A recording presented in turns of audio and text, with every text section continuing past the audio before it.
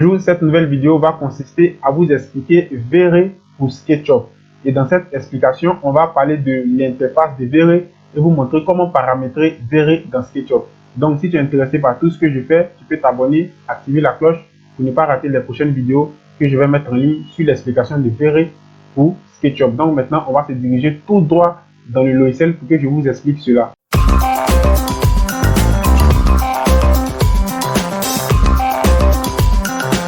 Voilà, donc nous sommes dans le logiciel maintenant. Le titre de la vidéo, c'est de vous parler de l'interface et vous montrer comment configurer le logiciel. Donc, comme je l'ai dit, on va expliquer étape par étape. On ne va pas faire des vidéos de 2 heures, 10 heures, non. On va faire généralement des vidéos de 10 minutes, 15 minutes pour expliquer chaque option du logiciel. Donc, si tu es intéressé par tout ce que je fais, tu peux t'abonner, activer la cloche pour ne pas rater les prochaines vidéos. Donc, on va prendre la première option qui est l'interface d'abord du logiciel qu'on doit comprendre. En plus, finir avec comment paramétrer le logiciel. Donc, pour l'interface, lorsque vous installez le logiciel, vous allez voir que votre du moins plugin va s'installer dans le logiciel. Et généralement, on le retrouve ici, extension. Ici, il va se trouver quelque part ici. Vous voyez juste ici, V-Ray. Voilà, donc maintenant, vous pouvez le positionner dans votre espace de travail de V-Ray, du moins de SketchUp. Voilà. Donc, on va commencer par l'interface. Ici, c'est le Rectangle Light. Le Rectangle Light, c'est celui-là qui va vous permettre d'éclairer à l'intérieur de votre construction à partir de la lumière extérieure. C'est-à-dire le soleil, la lumière du soleil va frapper sur le Rectangle Light et cette lumière-là va être projetée automatiquement à l'intérieur de votre bâtiment. Et cela va vous permettre de réaliser vos rendus, c'est-à-dire les rendus intérieurs. Ça va vraiment vous aider dans V-Ray for SketchUp. Voilà. Donc, on va attaquer les parties clés, les parties essentielles du logiciel. Le Spotlight, il va vous permettre aussi de réaliser des éclairages. C'est-à-dire, avec le Spotlight, on peut dessiner, on peut réaliser des ampoules, et de sorte que les ampoules-là éclairent à l'intérieur de votre construction. Mais comme je l'ai dit, l'objectif d'abord, c'est de vous parler de l'interface et du paramétrage du logiciel. Et quand on va avancer dans la progression de V-Ray, je vais vous expliquer étape par étape, jusqu'à ce qu'on puisse terminer avec la formation du logiciel. Ici, voilà un élément qui est très important, le Doom Light. Le Doom Light va vous permettre d'éclairer à l'extérieur de votre construction, c'est-à-dire l'environnement. Si vous voyez qu'il n'y a rien, on suppose que vous avez placé des arbres, vous avez bien embelli l'environnement de votre construction architecturale, c'est-à-dire à l'extérieur, et vous voulez éclairer cette scène-là. Donc, c'est avec le Doom Light que tout va se passer.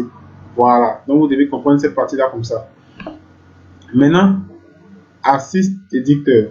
Assist Editor, pour moi, il représente pratiquement 60% ou même 70% du logiciel. Pourquoi? Parce que c'est dans cette option-là que vous allez réaliser les paramétrages de vos rendus. C'est dans cette option-là, du moins, que vous allez envoyer vos textures, appliquer des images HDRI. Tout va se passer dans cette option-là. Donc, c'est une partie qui est très importante du logiciel. Cette partie qui se trouve juste devant ici, c'est juste pour lancer un rendu. Donc, vous avez terminé avec votre construction, vous êtes satisfait de votre boulot et maintenant vous voulez lancer le rendu du moins.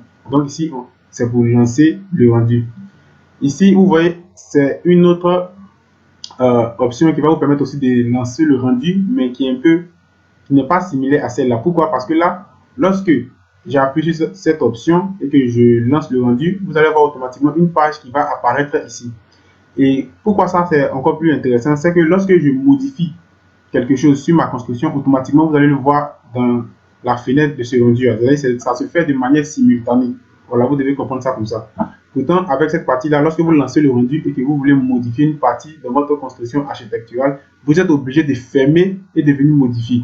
Maintenant, avec cette partie-là, vous n'êtes pas obligé de fermer. Vous modifiez directement et automatiquement, vous pouvez du moins regarder du moins la scène qui est en train d'être modifiée automatiquement. Voilà. Donc maintenant, on va s'attaquer à cette partie-là. Et maintenant, je vais vous parler de comment paramétrer V-Ray lorsque vous voulez réaliser vos rendus. Donc, je vais appuyer dessus. Voilà. Donc, automatiquement, vous allez voir que la fenêtre va être comme ça. Pour celui qui vient d'ouvrir, ou bien pour celui qui vient d'installer, lorsqu'il va cliquer dessus, la page va apparaître de ce genre. Une flèche ici, une flèche ici. Et juste en haut, on a des options. Ici, c'est pour les matériaux. Tout ce qui est en rapport avec vos matériaux, vous allez les trouver ici. Donc, lorsque j'appuie ici, par exemple, je viens et appuie ici, je vais revenir encore dessus, j'appuie là, vous voyez qu'on voit une texture que j'ai appliquée ici, mais on ne sait pas comment j'ai pu envoyer cette texture là. C'est très simple. Lorsque vous appuyez ici, vous appuyez automatiquement sur cette flèche. Et ici, vous allez voir les différents types de matériaux, du moins, on a les catégories. Vous voyez? Donc ici, on est dans la catégorie briques. Donc on peut voir ensemble toutes sortes. Voilà. Donc vous sélectionnez en fonction de ce qui vous convient. Voilà. Par exemple, si tu n'es pas d'accord avec cette image, ou bien si tu ne veux pas cette image, tu peux sélectionner un autre au fur et à mesure. Donc vous devez comprendre que matériaux, voilà l'option qui se trouve juste là. Tout ce qui est vitre, tout ce qui est sol, tout. C'est là que vous allez retrouver ça. Maintenant, bon, moi j'ai acheté le logiciel. Donc celui qui achète le logiciel et puis celui qui craque le logiciel, ce n'est pas la même chose. Voilà, il y a des éléments que tu ne peux pas avoir avec le crack. Il y a des éléments que celui qui a payé va avoir parce qu'il a acheté du moins le logiciel. Et là, vous pouvez importer des matériaux. C'est-à-dire, vous pouvez importer des textures et autres. Je vais venir ici, aller dans la bibliothèque du logiciel. Excusez, vous allez voir la différence. Voilà. Vous voyez que j'ai une liste ici qui n'a rien à voir avec la bibliothèque, c'est tout juste là. Donc, s'il y a par exemple une texture qui ne me convient pas et que je veux chercher dans ma bibliothèque, il suffit de venir juste ici, j'appuie et automatiquement je l'envoie et il réalise mon rendu. Voilà. Donc, ça, c'est quand tu le payes que tu as beaucoup plus d'options. Donc, je ferme. Voilà. Donc, tout ce qui est matériaux, vous devez comprendre que c'est ici. Je vais revenir. Ici, c'est le sunlight. Le sunlight, c'est quoi? C'est l'éclairage du soleil. Voilà, l'éclairage du soleil. Donc, c'est là. Lorsque vous voulez paramétrer votre soleil, vous venez automatiquement ici, vous appuyez. Lorsque vous finissez d'appuyer, vous venez appuyer sur cette flèche qui se trouve juste là. Et vous allez réaliser le paramétrage. Voilà, de tous ces éléments-là ici. Si, bon, si ça ne nous intéresse pas pour le moment, ici, paramètres de Very for SketchUp. Lorsqu'on veut lancer un rendu. Voilà, donc je vais appuyer dessus. C'est une partie qui est très importante. Donc, on va commencer d'abord en haut. Ici, l'ordinateur que j'utilise pour faire mes rendus n'a rien à voir avec l'ordinateur que je prends pour travailler. Donc, l'ordinateur que j'utilise pour faire mes rendus a deux cartes graphiques. Donc, vous allez avoir CPU ici, CPU ici. Et moi, généralement, lorsque je vais lancer mes rendus avec l'ordinateur qui est là, je coche la partie NVIDIA. C'est-à-dire ma carte graphique, j'ai une carte graphique NVIDIA et une carte graphique Intel. Donc, vous allez voir que lorsque tu as deux cartes graphiques, cela va apparaître de ce genre. Donc, je viens ici, je coche, je mets NVIDIA juste ici pour lancer mes rendus. Donc, une petite précision, vous devez quand même avoir une machine qui peut vous aider à utiliser les logiciels de rendu. Voilà, vous devez toujours mettre ça en tête. Ici, c'est la qualité de l'image que vous allez faire ressortir lorsque vous allez lancer votre rendu. Si votre machine est faible, vous pouvez mettre qualité basse. Si votre machine est très faible, qualité draft. Si votre machine est puissante, qualité très élevée. Ici, on a le denoiser. Le denoiser, c'est quelque chose, lorsque vous lancez vos rendus, généralement, vous allez constater qu'il y a des bruits, des grains. Pour ceux qui utilisent Photoshop, pour ceux qui utilisent Illustrator, peut comprendre ça un peu facilement. On a des bruits, souvent on a des brouillards dans notre plan. On remarque qu'il y a des pointillés. Donc, ça fait de telle sorte que votre plan n'est pas propre. Donc, lorsque vous activez le denoiser et que vous finissez de lancer un rendu, du moins vous avez terminé avec un rendu, avant de sauvegarder le rendu, du moins vous allez voir que le denoiser va venir nettoyer tous ces brouilles, tous ces grains pour les enlever. Donc moi je vous conseille vivement de l'activer parce qu'il aide beaucoup au niveau du rendu. Ici on va le laisser, bon ici c'est la caméra, donc on ne va pas passer. On va expliquer, ici c'est caméra de manière standard. Moi je laisse toujours de manière standard, on a beaucoup de types. Donc toi tu vas sélectionner en fonction de ce qui te convient, mais moi je te dis de laisser ça de manière standard. Ici on a aussi la caméra. Généralement, cette valeur-là, on met 14, d'autres mettent 13, d'autres mettent 15, d'autres mettent 12, d'autres mettent 13, 25. Mais moi, généralement, je travaille en 14. Voilà. On va descendre juste ici. Ici, on a les effets. Donc, le mot effet, c'est quelque chose qui n'est pas nouveau pour vous. Voilà. On trouve le même mot effet dans Twinmotion. On trouve le même mot effet dans Lumion. On trouve le même mot effet dans tous les logiciels de rendu. Donc, quand on parle d'effet, on sait à quoi on est en train de parler. Du moins, on sait de quoi on parle, du moins. On sait de quoi on parle. Ici, on a le render output. Ici, c'est une partie qui est très, très importante. Voilà. Donc là, on a dimension. Pourquoi cette partie est très, très importante? Ici, premièrement, vous avez cette première option qui se trouve juste ici, où j'ai coché. Cette option qui se trouve là représente les parties noires qui se trouvent juste là. Pourquoi ces parties noires-là? Généralement, lorsqu'on réalise un rendu, vous allez voir qu'il y a des parties qui ne nous intéressent pas. Il y a des parties qu'on ne veut pas que ces parties-là puissent apparaître dans le rendu. Donc, on sectionne.